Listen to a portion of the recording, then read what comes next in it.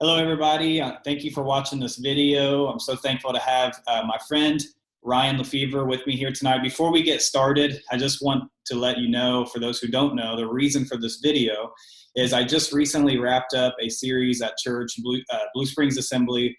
Our Grow Groups was called Elements of the Christian Life. And a big portion of that was anxiety and depression, not all of it, but it's just a conversation that I think doesn't get talked about enough. And so I've been fortunate enough to have Ryan join me tonight. Before we kind of dive into his story a little bit, I just want to make sure that everybody knows and everyone's clear on one thing about, anxiety and depression is something that's real, and it's something that affects so many people. In fact, it's been noted that 15% of Americans deal with either anxiety or depression. And by the way, that's just ones that are recorded too. So that's just ones that are seeking help and that they're able to measure with statistics. And so I think we can all agree there's probably even more than that out there that are struggling with it. And it's not a respecter of persons. It doesn't matter what denomination you're a part of. It doesn't matter your age, your gender, your financial status. It doesn't matter. It can affect any single person. And so my hope for this video is that it will inspire somebody. It will help somebody that's watching this, that's kind of going through that. And I'm excited to hear a little bit more about Ryan's story as well. Ryan, I do want to bring you in at this point. For those who don't know, we do have one thing in common that's pretty awesome, especially right now, is both of our wives are nurses.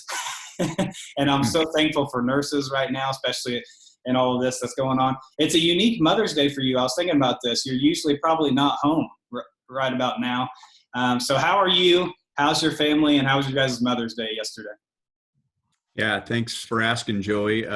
We've been joking around here that this was Sarah's first Mother's Day, even though we've had children for over 10 years, because even when I'm home, we go to church in the morning and then I zip off to the stadium and do a game. And sometimes I come home after that game. Sometimes I get on an airplane and go on to the next city with the team. So she never really gets a Mother's Day. We might come in the bedroom in the morning and bring our cards and wish her a happy Mother's Day. And then, of course, she goes to church and everyone says, "Oh, happy Mother's Day." And she's got 4 crazy kids pulling at her in 4 different directions. And so Mother's Day is almost like a 4-letter word for her. But this year it was very low key and we got to spend the day together. She got to go over and spend some time with her mother. And so we have been calling this her first Mother's Day. That's awesome. That's awesome. Well, I'm glad you guys are well. I'm just going to open it up to let you go ahead and just share for a few minutes about your story and maybe a little bit, just testimony on your story with depression. And I say a few minutes, I really want you to take as much time as you want, but I'd love to, for those who don't know, in fact, I'll be learning some things myself, but just a little bit about you and your story with depression. Sure. Well, first of all, I have alcoholism on both sides of my family. And so at a young age, growing up in Southern California, I became involved with alcohol. And I chalked up most of it to just being a knucklehead kid, having fun, pushing the limits, trying to act like a grown-up. I think there was a part of me that realized that when I drank, I was more comfortable in social settings. We moved a lot when I was a kid, so I had to go from one friend group to another and make constant adjustments. So when I had this tonic, if you will, that kind of helped me feel comfortable, I went with it and to an extreme. And then this carried over into college and after college. And then in January of, can you hear that in the background? That's one kid screaming at another here. So that's real life right there. Yeah, anyway, live television, we always say you never know what you're going to get. But when I quit in January of 1998, it was the 3rd time that I quit, and it was time to quit. I was having some issues that were affecting my personal life, some issues related to alcohol that were starting to cause problems in my professional life. And so I quit. Now, at the time, everyone was patting me on the back because, hey, good for you. You quit drinking. Some people wondered how long it was going to last. Well, as we talk now, it's been over 22 years. But what happened was several years after that is when I was hit with major depressive disorder and anxiety. And then I began to realize that alcohol was not just a tonic for me to fit in, but it was my medication. That was my way of self-medicating. And it went from social drinking to, in the very end, I was drinking alone at home, and I was basically just drinking whatever was available. I wasn't drinking my favorite beer or my favorite mixed drink. I was drinking whatever alcohol was available inside the house where I lived in Minnesota. So it all came to a head in the summer of 2005, where I literally had a major breakdown. It was right in the middle of the baseball season, and I was single at the time. So I spent a lot of time alone. And there were times, Joey, I didn't think I was going to make it, but there was something inside of me, and I think my faith is connected to it. But I thought, you know what? I had the financial resources to at least help myself, to try and help myself. And I think I remember thinking to myself, I may go down, but I'm going to go down swinging. So I went to my doctor. He prescribed an antidepressant and an anti-anxiety medication. I had a counselor, and I was doing counseling 1 or 2 times a week, and I had a life coach. And so I always called it my triangle of healing. The medication, thankfully, my best friend is in the pharmaceutical business, and he explained to me very early on, this medication is designed to get you through this. It is not a cure that you're supposed to be taking the rest of your life. So I'm glad that I had that in mind, because that's what the medication eventually did. It just calmed me down.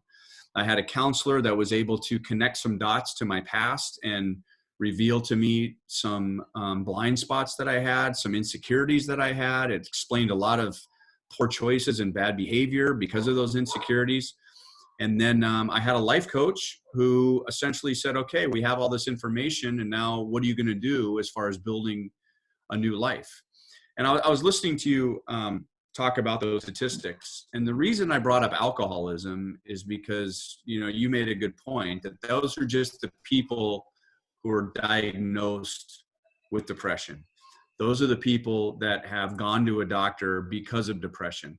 But I learned that any kind of addiction is usually tied to depression. Yeah. And rather than dealing with the depression, we turn to alcohol, we turn to drugs, we turn to gambling, we turn to pornography, we become workaholics, we go to the gym 2 or 3 times a day. We find other ways to get through the depression, but we're not really working on the depression. And so by God's grace, I got through it. It took probably about 4 to 6 weeks for the medication to really kick in. And it probably took a good 4 to 6 months for me to really feel like I could carve a new path and manage my condition. Even today, all these years later, 15 years later, I never consider myself cured. I manage it. I still have the dark thoughts. I still have the tendencies. They just don't last as long now because I know what it is. I have resources. I have friends. My wife is my best friend. I can discuss things with her, but I definitely have never considered myself cured. Yeah. You mentioned one thing about there were several times where you didn't even know you were going to make it. And it just made me think of just this past week. In fact, just a couple of days ago, there was a fairly well-known pastor that I know a lot of people personally looked up to, that he just took his own life a few days ago. And to somebody who's never really experienced depression or anxiety, they don't understand how that happened. And so what would you say to someone that is from the outside's never dealt with anything like that? How would you try to describe it to them so that they could probably try to understand what it is to go through something like that? Yeah, it's a good question. So the best I've ever heard was from my counselor, and she said to me, you have an incongruency in your life. And the way she explained it to me is that we all become depressed for some reason, whether, what's going on right now, people are losing jobs, they don't have income, a loved one passes away, and we have reasons to be depressed. That is a congruency. Your feelings are congruent with your life circumstances. Being depressed, as opposed to feeling depressed, being depressed is an incongruency. Your life circumstances do not line up with how you feel or how I felt. And so that's the difference. When we feel depressed, we don't feel like doing the things that we normally like to do, but eventually we do, and they make us feel better. When we are depressed, we don't do the things that we normally do. And when somebody forces us to do it, hoping to make us feel better, it doesn't make us feel any better. Yeah. And one of the pivotal moments for me, Joey, is my anxiety got so bad, and I didn't have your typical anxiety where it was, social anxiety where I was in a group of people or around someone and I became very anxious. Mine was alone at night when I would go to bed, and my heart would pound, filled with like a hot gel, and just stuck it right into my chest and injected. I could just feel like the spreading of this, whatever it was. I don't know if it was cortisol, the fight or flight hormone or whatever. Something was physically going on in my body. I would sweat like crazy. And as bad as it got, I remember thinking to myself, you know what, maybe this is a physical condition. Maybe this is not a matter of my mental will or mental strength. Maybe I have a physical issue here. And that's what led me to go to my doctor, and I was prescribed with a medication that I was on for about 3.5 years. And so when I began to look at this, that this is a mental condition, and the comparison I make, accurate or otherwise, is someone who's diabetic, they can't will their pancreas to make insulin. Their pancreas just doesn't make insulin. And so you have to take medication for your body to compensate for the foods that you're eating. And it's the same with medication with depression. I mean, in many cases, the depression causes a chemical imbalance in the body, and we need a little extra boost to just get balanced. And I go back to my first comment with you. It's not something to lean on for the rest of our lives. Some people may have to a certain degree. But it really helped me it took some of the stigma away, especially being a male. Whenever I hear numbers about people reporting being depressed or suffering depression, if you peel back that layer and you really look at it, about 80% of who report it are usually women, because they're so much better about expressing their feelings and just being honest with the way they feel. Yeah. Guys, we don't talk about that stuff. How you doing? Fine. You ask a woman how she's feeling and she's going to tell you, for better or for worse, but a guy's just going to bury it and do other things. And so seeing it as a medical condition was really a big hurdle for me. Yeah, no, I agree. That's good. Man, kind of some of the things that you went through, it just kind of gives flashbacks of when I really struggled with the anxiety, the feeling things even in your physical body, panicking, your heart's racing. When I really struggled with anxiety, especially, it was in my teenage years, which is so weird because if you look at my teenage life, I was playing sports, travel baseball. You wouldn't think there was anything that I should be stressed out about, really. And so I like what you were saying about how it doesn't align up with what your life really is, the way you're feeling. And but let me ask you this. Mm-hmm. What kind of, because depression can be a complex issue. Like, for instance, it could have a different effect on you than it did someone else. What kind of day-to-day effect did it have on your life? Like, what were some things that maybe it made hard on, maybe it was relationships, or whether it be with your kids, with your wife? Like, what kind of day-to-day things did depression get in the way of? Well, I think when something's going on in our lives and we're mentally healthy, we use the word compartmentalize. And I think we're able to take whatever's going on, set it aside. And for me and my job, set it aside for 3 hours, call a baseball game. And then, on the drive home or whatever, revisit what's going on and analyze it, or in the case of depression, overanalyze it. And, of the many different definitions for depression and anxiety, the one I've always loved for anxiety is unproductive mental energy. And boy, does that describe my time alone, just thinking and overthinking, and it was completely unproductive. And, But when I was depressed, I could not compartmentalize. I mean, it was constantly on my mind. I mean, I don't know how I did it. I've always wanted to go back and listen to some Royals games back in 2005, because I remember calling games and calling a home run or a big moment or a diving catch or something, and at the same time thinking about how miserable I was. I mean, I just was not able to compartmentalize. Being alone and being single was very difficult. And in the early stages of it, and not sharing what was going on with my friends and my family was difficult, because, I mean, the walls begin to talk. And I remember being at home alone and making my bed and thinking I need to put some clothes in the dryer. And then I would go into the laundry room and start to put clothes in the dryer. And I would realize that there was a mess in the laundry room that I needed to sweep up. And so I would go in the other room to grab a broom, and then I would see the vacuum cleaner, and I'd remember, oh, I need to vacuum the basement. And I'd go down to the basement with the vacuum, and then I would see the TV, and it would remind me to put on the news. And then I'd turn on the news, and it was just like, I was just so all over the place. Like, there was just no direction. It was just completely unproductive. And then, I'd be moving the whole time for an hour, and then I'd sit back and be like, I didn't do anything. I didn't accomplish anything, because I couldn't keep my concentration, because I just was so aware of everything going around me that I couldn't focus on one thing.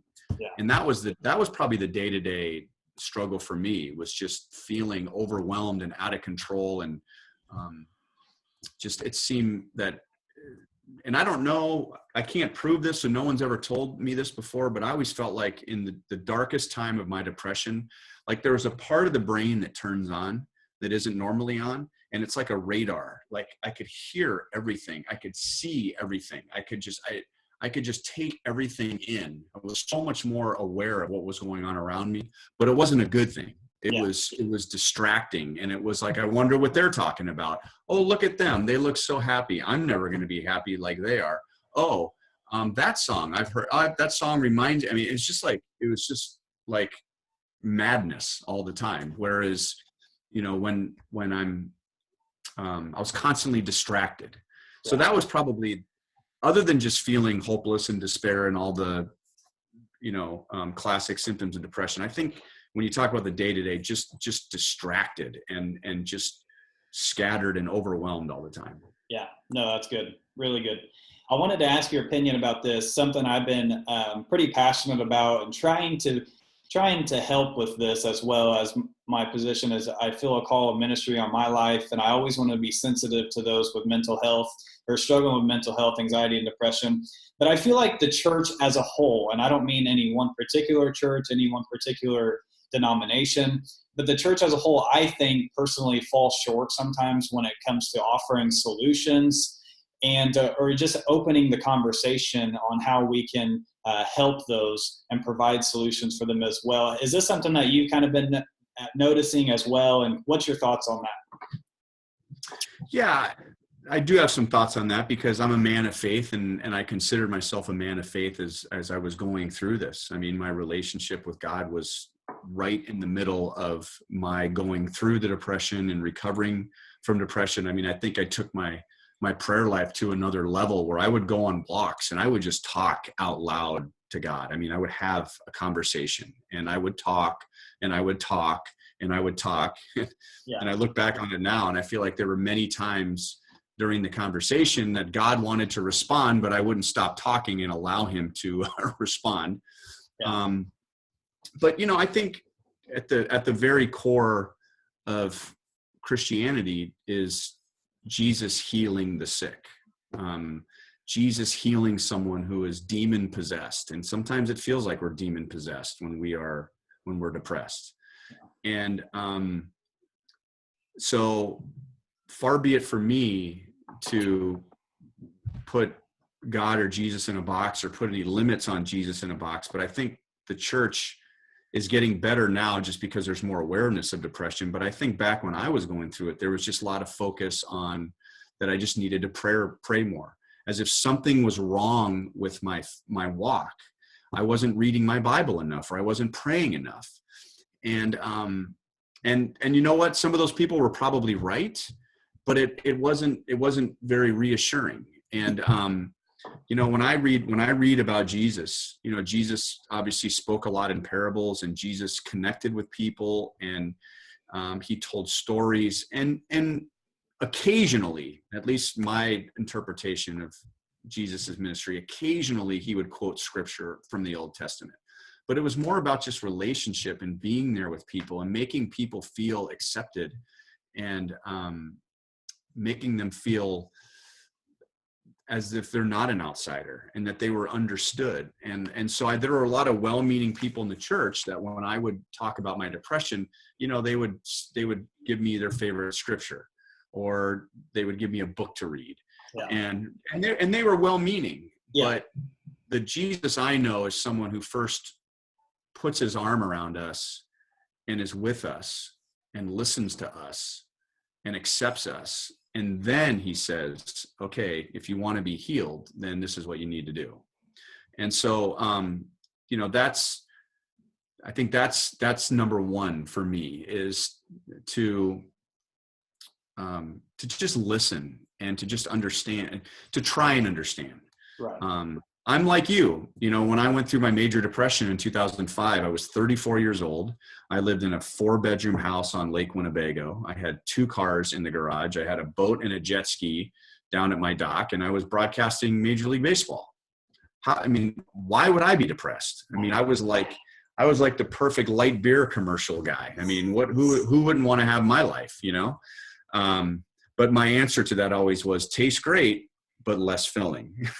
So there were a lot of things in my life that I think I tried to fill that void with things. If I drove this car, I'll feel better. If I live in this house, I'll feel better. If I do this or that, feel better. And it did for a while, but I wasn't really getting any better. So just the church just being present, going back to an early comment, realizing that this is a medical condition. Yes, you could bring a diabetic into a healing service in a Christian church and pray over them. And you know what? Their pancreas might turn back on again. I believe that possibly could happen. Yeah. But I would hope that the pastor would first say, have you talked to your doctor? Yeah. Are you taking your medication?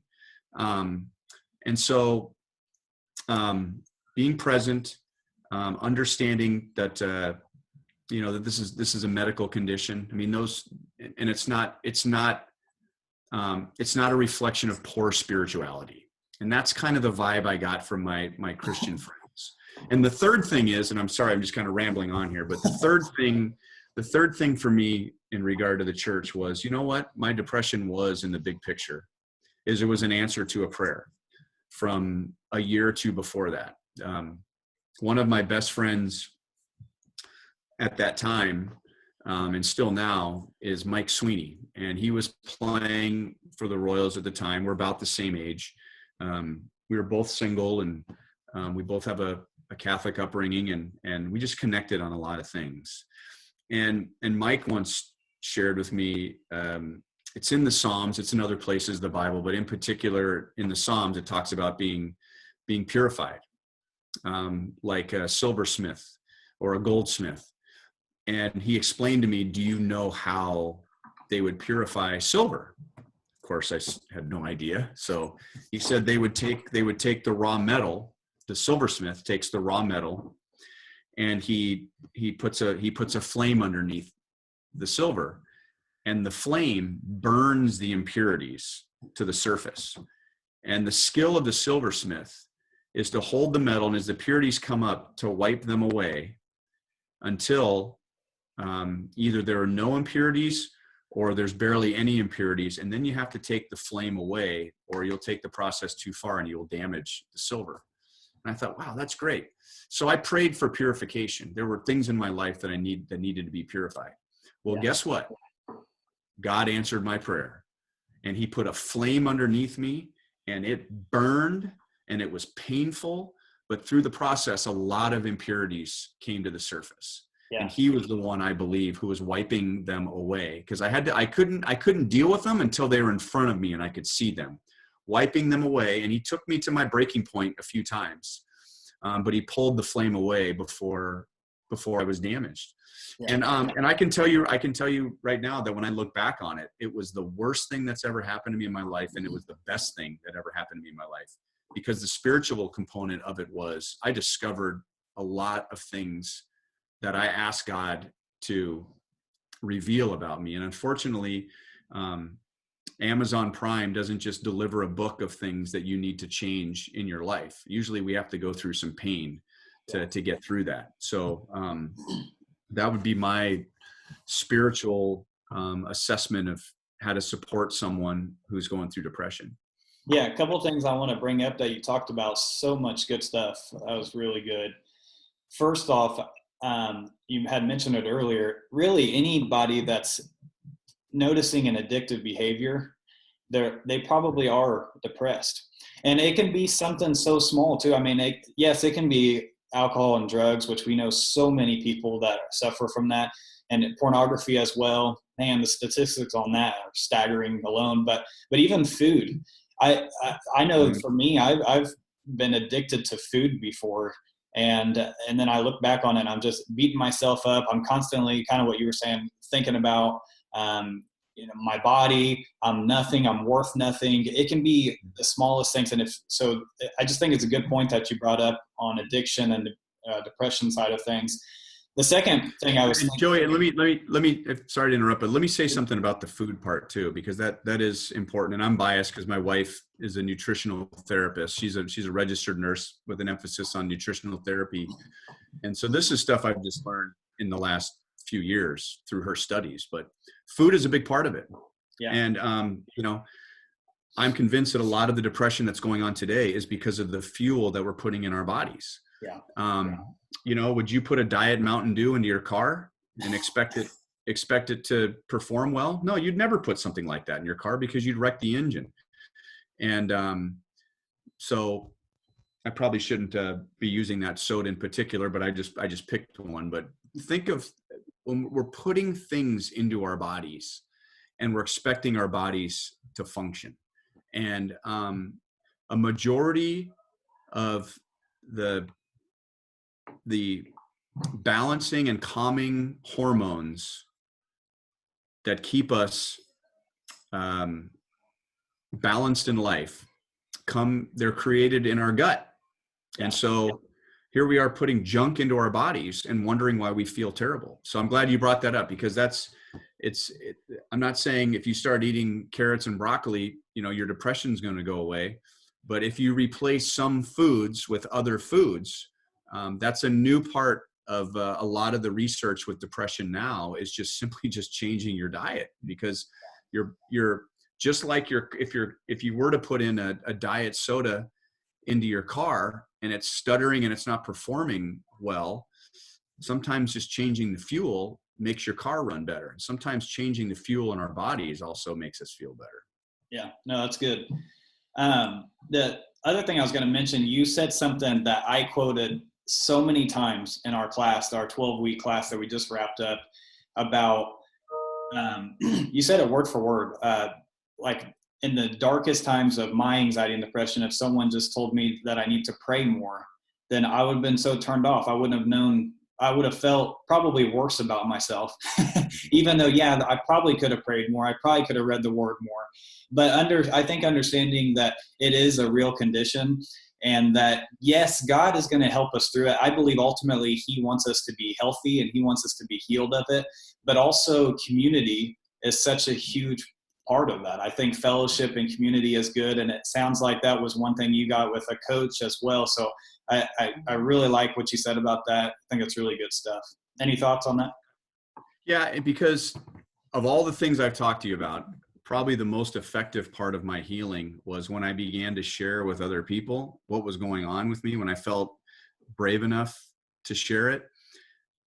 I was stunned at how many people said to me, yeah, I went through something like that 5 years ago. I went through something like that 10 years ago. I went through something like that last year.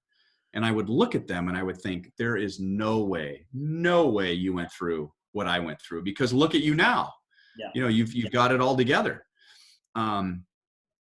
But I could look at them and think, well, if they got through it, maybe I can get through it. Yeah. And so that was, and then I began to realize like how much of this is going on around me. And you talk about the addictive behavior. You know, I started to look at addictions differently. Not that, you know, it's just some crazy person who's just destructive and why are they doing this to themselves? Well, there's a need, and this is how they're fulfilling that need. It may not be healthy, and they probably don't want to do it. But this is at least for now, this is what they've told themselves. This is what's going to get me through today. Yeah. And we'll worry about tomorrow, whatever. But the community part, when I shared my story and people shared their story, it made me even more comfortable continuing to share and share again. And that's the reason why I wrote the book, to be honest with you. I mean, I'm not a, that's my 6-year-old asking me if he can play. No, you can't play the PS4 right now. Because there you go. How's that for live television? I mean, the reason I wrote the book, I mean, I'm not an author. I don't plan on writing another book. Hang on, can we pause a second? Yeah, I'll pause.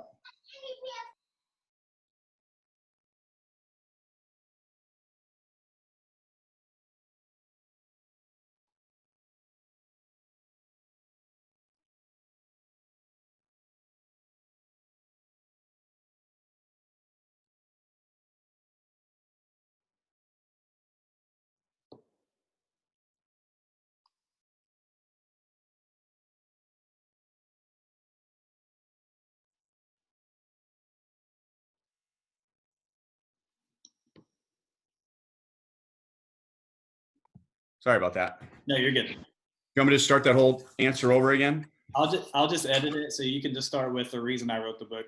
So you're good. Yeah. And so that was the reason why I wrote the book. I mean, I don't consider myself an author. I don't really journal. I'm not a writer by nature. But my mom had been through clinical depression on 2 different occasions.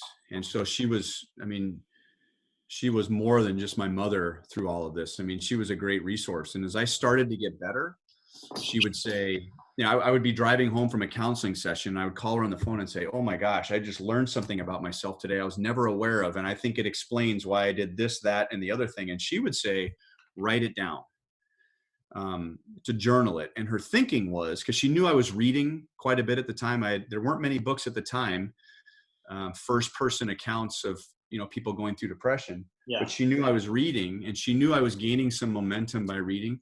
But she would say, write it down. And her point was, if I had a breakthrough in my life, I should write it down, because if I was to go experience a backslide, and we all experience backslides during the journey, that I could go back and I could read my own words, not someone else's words, but these were my own words, so that I could say to myself, the reason why I feel this way is because, and it's a lie, or it's not true, or whatever. So I could go back and read something that I had just written a week ago or whatever. Well, all that alone time, being single and on the road, and I mean, it became great therapy for me to just journal. Yeah. And I had the presence of mind. It was probably divine intervention to type it and not write it. And so when I came public with my struggles with depression in the spring of 2006, a couple of years later, Jeffrey Flanagan, who worked at the Kansas City Star at the time, asked me if I'd be willing to write a book, because I was getting a lot of speaking engagements, a lot of opportunities to talk about this. And I just handed over my 225 pages of my journal to him.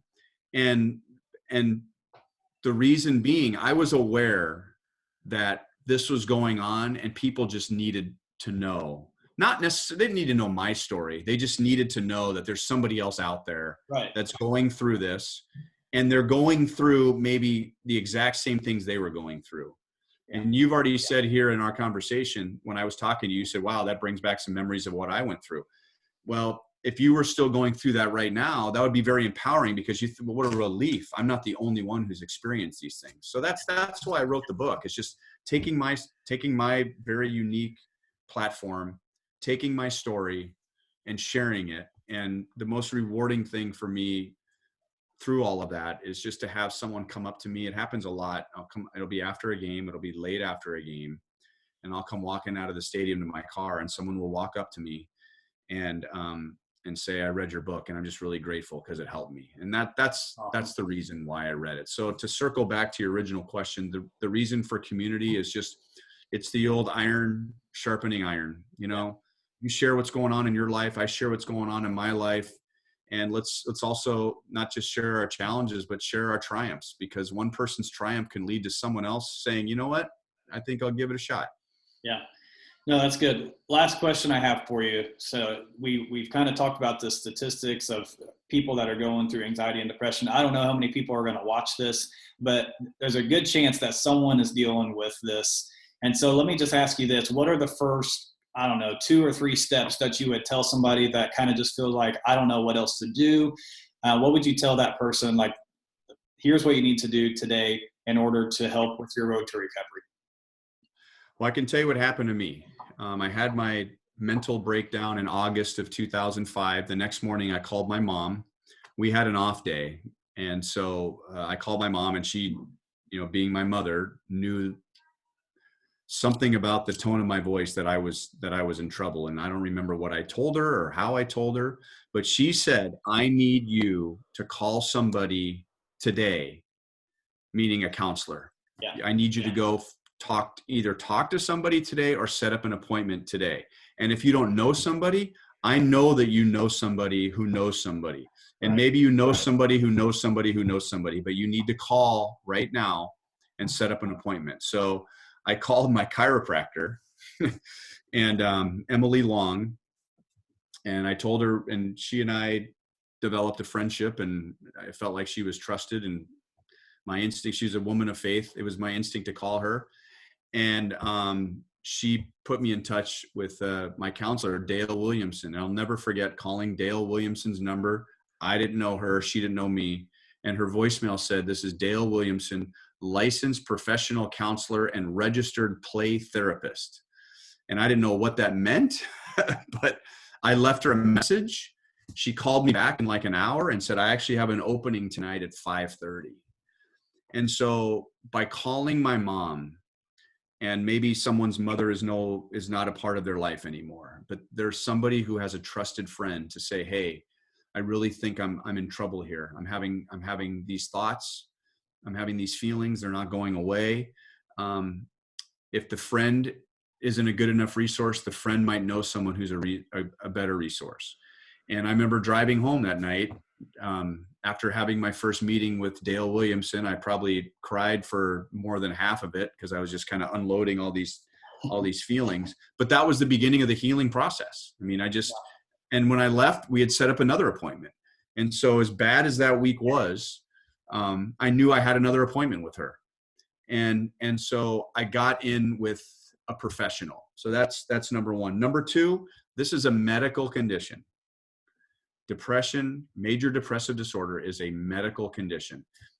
And you and I can talk about the merits of anti-anxiety medications or antidepressants.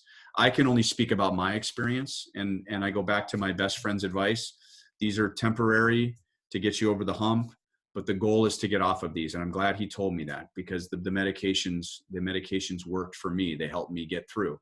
So go talk to somebody. And if you don't know a professional, you know somebody who knows a professional, go talk to your pastor, go talk to an associate pastor. Yeah. And after that, go and see your doctor. And it's your decision whether you want to start some medication. But if it is truly depression, it takes more than willing yourself to get through it. Yeah, no, that's really good. Well, Ryan, I want to be respectful for your time. I really appreciate it. I loved hearing more about your story. As a matter of fact, I'm going to read more about your story. I just ordered your book like 2 hours ago. So I'm excited because I do think it's good. One last point I want to make about something you said earlier, that some things still come up. You still have thoughts, you still have things. And I agree with that. And one thing that I will say is that my wife knows me so well that it's a continual thing that I can continue to talk to her as well. And so Mhm. that she's been huge for me. I'm sure your wife has probably been the same. So I would just say that to someone else who might be dealing with this is get Mhm. connected with your spouse on it as well and be open with them. So that way they can just ask you, how are you doing?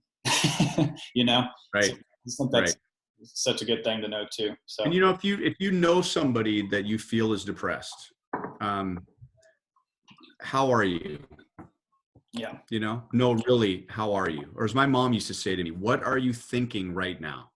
yeah, What are you feeling right now? Now, she was a safe place for me, and I would say, I feel this, this, this, this, this, this. Now, it felt better just coming out of my mouth, but also felt better when she would go, you know what? I remember thinking the same thing too. And it's not true. It's just not true. There's a great little exercise that was shared with me. I think it was my counselor shared it with me. It was called the if then exercise.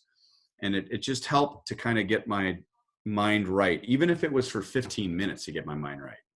And she would say, you know, what are you afraid of? And I'd say, I'm afraid that, you know, I was single and I was in my 30s and I wanted to be married and I wanted to have kids and I felt yeah, like life was passing me up. And she would say, well, what are you worried about? I'm worried that this condition is going to keep me from meeting anybody. And she goes, well, if you don't meet anybody, then what?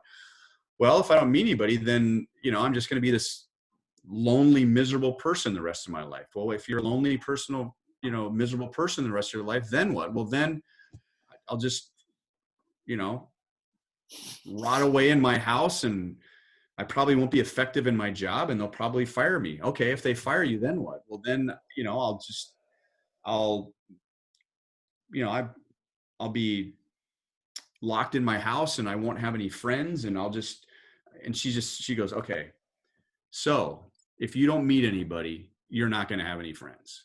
So you take the very first statement and you tack it on to the next statement. And to me, that was just depression. That was the extra, it was constantly going in my head.